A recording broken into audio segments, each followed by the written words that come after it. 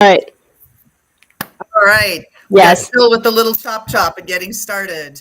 And we're very excited today. We've got Brilly Semenova, who is a disability advocate. And in fact, she was the person who made the introduction to Phil Vitrano, founder of Planning and Vision, who helps all kinds of kids and their parents getting ready for college. And me, Laurelyn Mears, who focuses on professional development and how people can upskill and up level so that they can have new opportunities, either as business owners and entrepreneurs or just plain communication, right? Getting your message across, whatever it may be, whatever vehicle. So with that, we've got Brilly here. Brilly, we're really excited to see you. So welcome to the show. Well, thank you for having me. It's a pleasure to be here. I'm excited to be here as well. Like Laurelyn said, I'm an advocate. And I serve people in all different states and locations, virtually and in person. And having been on tour with Brilly, she is absolutely indefatigable. We've done in some days 20, 30, different meetings at a time, meeting folks and stuff. So it's long days, and especially for those of you that have driven around the DC corridor in and around through Baltimore. And it's just, it's a lot of driving. So making those meetings happen between, it's good. She's absolutely incredible, nonstop energy. So with that, let's dive in. We're going to set up a little bit of context here. So this show is all about 7 ways to help a disabled person. And as Brilly had said, she's a disability advocate. I think what's really important to know is that as of 2022, the number of people who have reported having a disability has increased dramatically. It's now more than 1 in 4, 29% of people in the United States, that's 70 million people, report having a disability.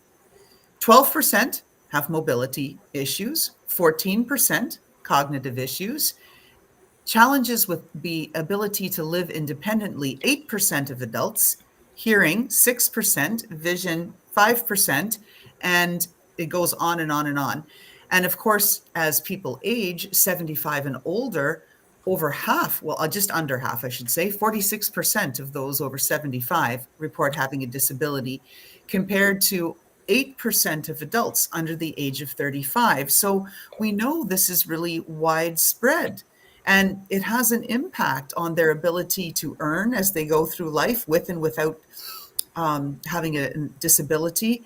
It affects health disparities, access to healthcare, like it goes on and on. So it's really important that people learn to advocate for themselves. Brilly or Phil, do you want to add something about kind of this sort of the state of the world where we are with respect to disability?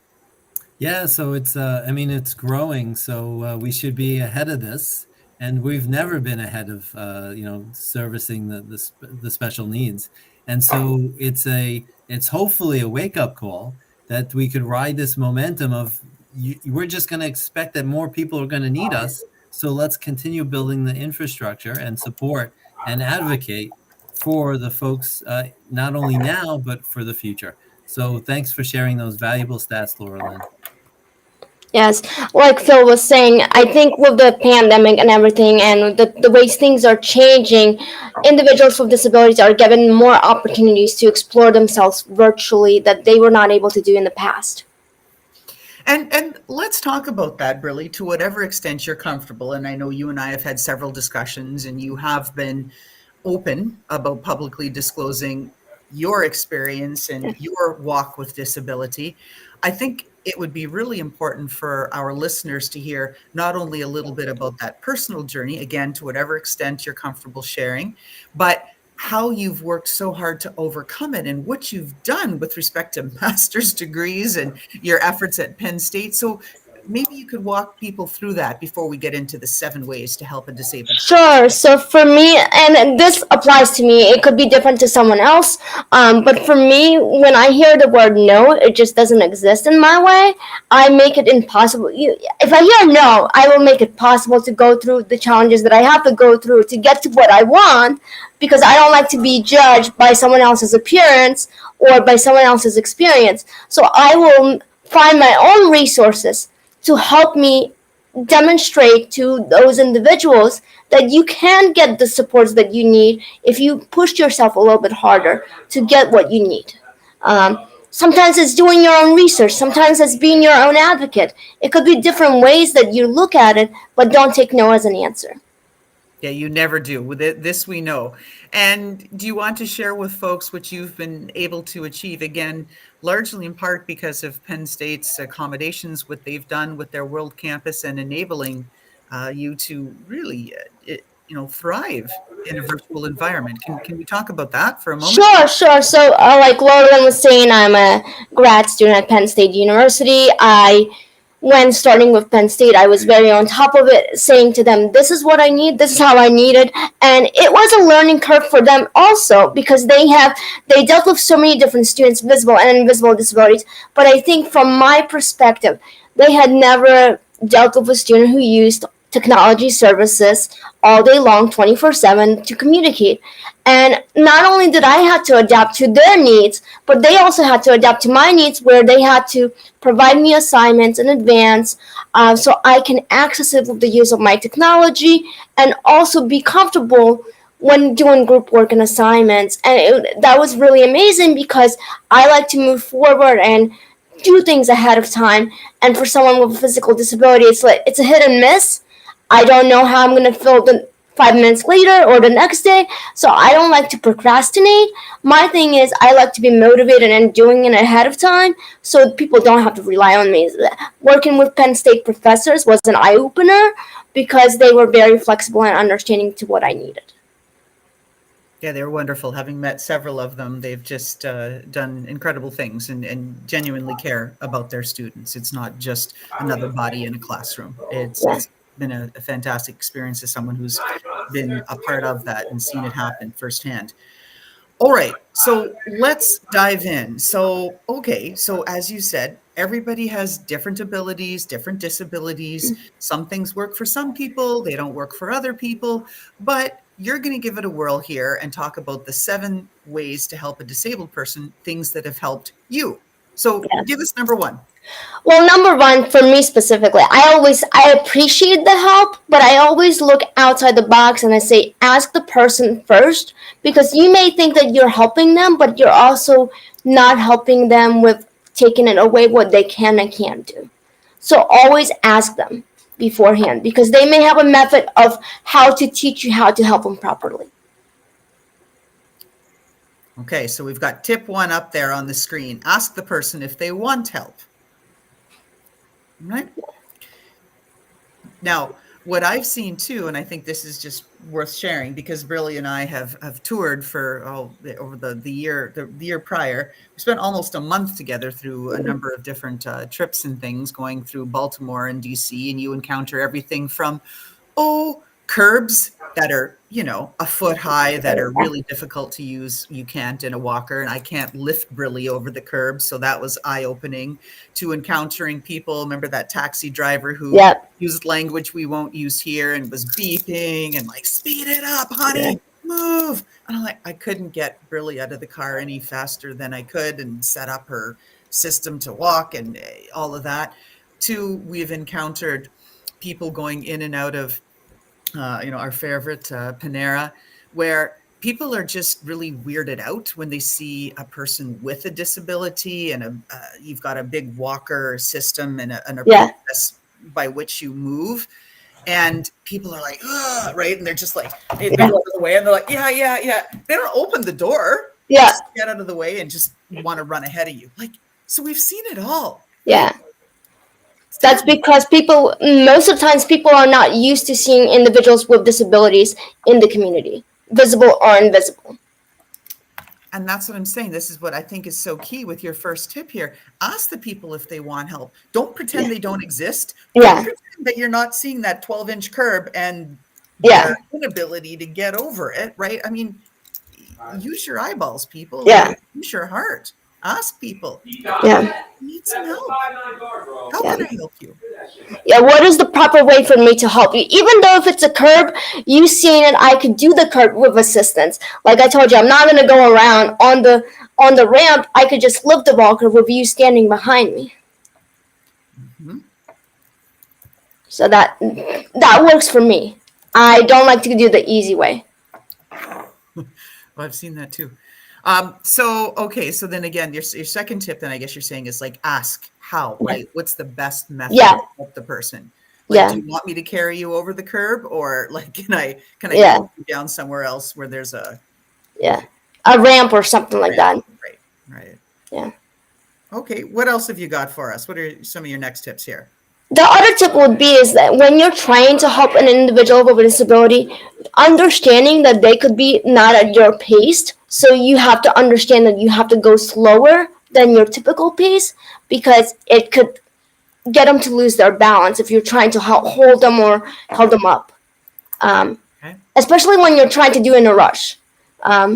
It may not be the faster way may not be the easiest way because it's actually putting pressure on the individual. All right. Phil, any comments on that? Any things that you've seen, personal observations? Yeah, so I'd like to go. I mean, that was valuable information to share. There's these awkward moments when people don't have the experience with a person with a disability. They feel like they're totally out of their element. They're totally uncomfortable with the situation because they don't know what to do. And the question is, are they going to get out of their skin and say, is there something I can do? Would you like some help? That takes bravery from that person who's never experienced this before. But if you're listening, we've got someone who's sharing those valuable tips with you. Please ask the person if they need help. And if you can't do what they're asking you to do, you can reach out to another bystander to say, I can't physically do this activity, or I can't do this emotionally, whatever it is, but at least you're there to help and support the person if you see that they're facing any challenges. Because I know if you were in the same situation, if you just role play and you're in this spot where you are not able to get up the stairs for whatever reason, are you going to be part of the solution, or are you just going to ignore that human being who needs help, who may not want their help, may want help, but did you go out there on a limb and ask them to see if they need some support? And so there's the valuable lesson for all those people who are listening. Are you going to be part of the solution, or are you going to be that awkward person who doesn't want anything to do with getting involved in a situation that they're uncomfortable with? Thanks. That's right. All right, Brilly. Tip number 4. What do you got? What's another way? The biggest thing is never assume and make a decision on behalf of the individual. Get them to explore their abilities and showcase their skills. If there's an activity or an event that someone is doing, just because you have someone with a disability, give them time to showcase their abilities. Because I seen it happen with me. People just make assumptions. Oh, it requires physical involvement. You won't be able to do it, without even asking me, how can we modify so you could be a part of this event? Okay. So that's a big thing, is the assumption.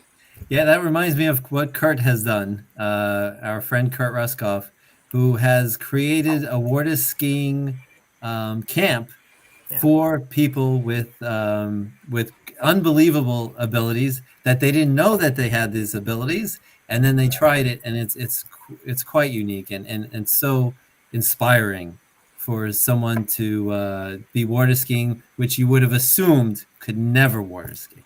That's right. Yeah, it's incredible. You watch the videos, and I don't know who's more excited, Kurt Roskoff and the team there at the Ability Now and through their Ability Now network, or the person that's in the middle of the water skiing when they're typically in a wheelchair or something. It's just, I don't know who's more excited. It's just fantastic to see those videos. All right, so never assume they can't do it. Tip number 5, Brilly, what do we got? Well, tip number 5 would be, at least from my experience, I feel like we all have something to contribute to society, and I feel like there's ongoing learning or educational things, even if you're dealing with the same diagnosis, is that just knowing that what works for one person may not work for another person. So being open-minded and not just saying no without hearing the person out. Let them explore their needs before you say you can't do an activity or something like that. Okay.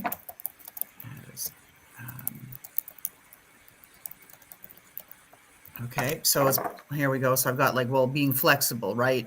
Yeah. Everyone's got different needs. Okay. Give us another one. We got two more. I'm gonna bring it home here. Yeah. The other one would be is that understanding that it could be different equipment and different situations. Like the environment really makes a difference. Again, going back to the flexibility thing, knowing where and how you're traveling can make a huge impact on the individual's day. Just because they're using a walker versus a wheelchair, I could use myself as an example. Depending on the day, I could use a wheelchair, I could use a walker. But I have to be mindful that depending on the location that I am in, some of the corners are very tight. So rather than saying you need to go around or you need to do this, I would rather have someone be patient while I go through the process before I start asking for help.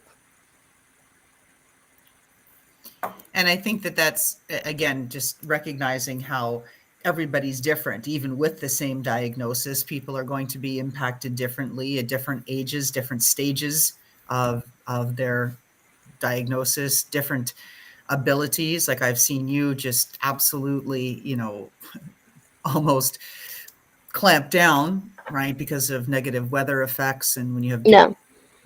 muscles and you have spasms and things like this, then you've got to be prepared for that, right? Have those Yeah. contingency plans. It's like, not today. And understanding that flexibility. We knew you were scheduled, I guess, about a month ago, but then you were sick, some things happened. So of course Yeah. you say, okay, let's be flexible and try again. Yeah. So no problem there. All right, really bring us home. Tip 7. What's your last big tip here? The biggest tip that I see the struggles in my day-to-day thing when commuting is the huge thing with transportation. People just automatically assume just because you're in a walker or you're in a wheelchair, you need special accommodations with a vehicle, which is not always true for everyone. I mean, I could easily get in and out of the car with assistance, and I know that people are trying to help me and they mean well, but in a way, I feel like they're enabling me and saying you can't get around because of this vehicle. I feel like it should be given an opportunity or given a choice of that individual to make a decision how they want to be accommodated on a day-to-day thing. What is their needs?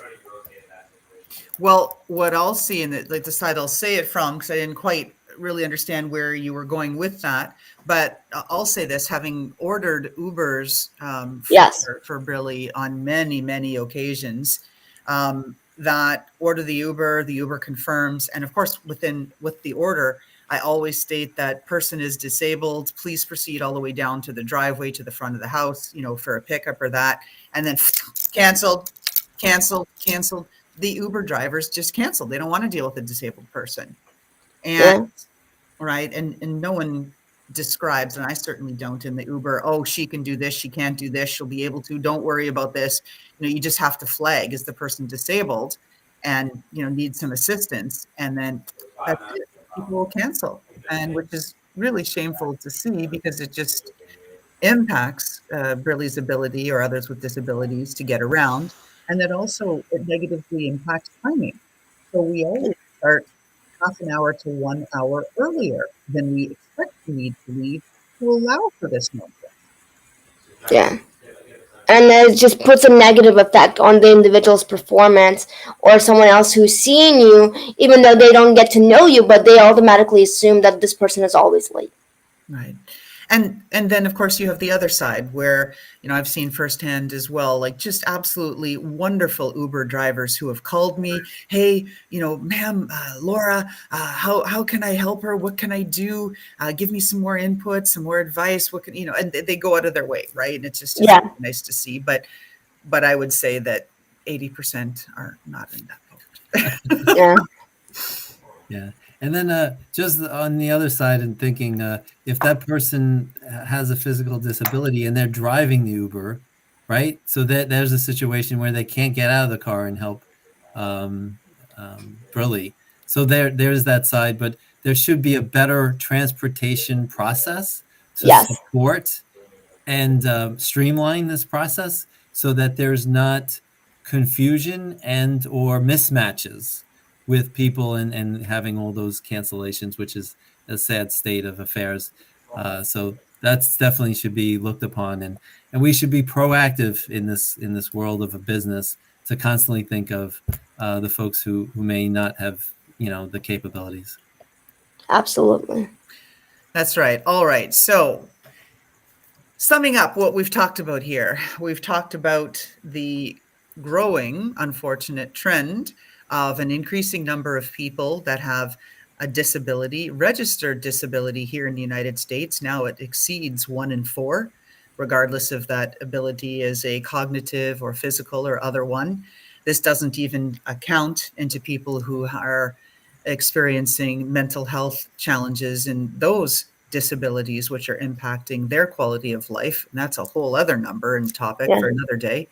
We've gone through 7 ways to be able to help a disabled person, where really the most important one is don't pretend the person is invisible. They are not wearing an invisible cloak. See them, accept them, welcome them, and offer to help, but ask them if they need help. Some people are pointing very independent and very stubborn and will refuse help, but they like to be asked. Right? What else did I miss, Brilly? What do you want to add?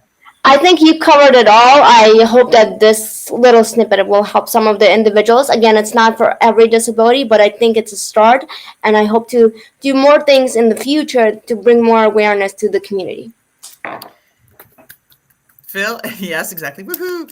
Want to add anything else, Phil?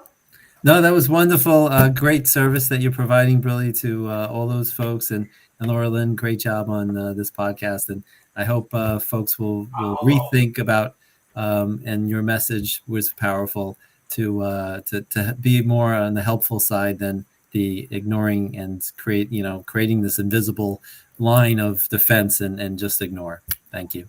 That's right. All right. With that, thank everybody for being here today. Thank you, our participants. We've got some wonderful folks here. We saw Christine Bernat of ChristineBernat.com. She's wonderful. She's a huge Helpopedia supporter, very active in our well-being community. Yay, Christine! Helps folks bring down that level of anxiety. And so all the other folks that were also in our room here today that are coming up through Anonymous, but thank you for participating. And with that, we will see you next week. Thank you, Brilly. Continue doing all of the great work you do. And we are here every Monday, 3 p.m. Eastern with HELPtalk. Thank you.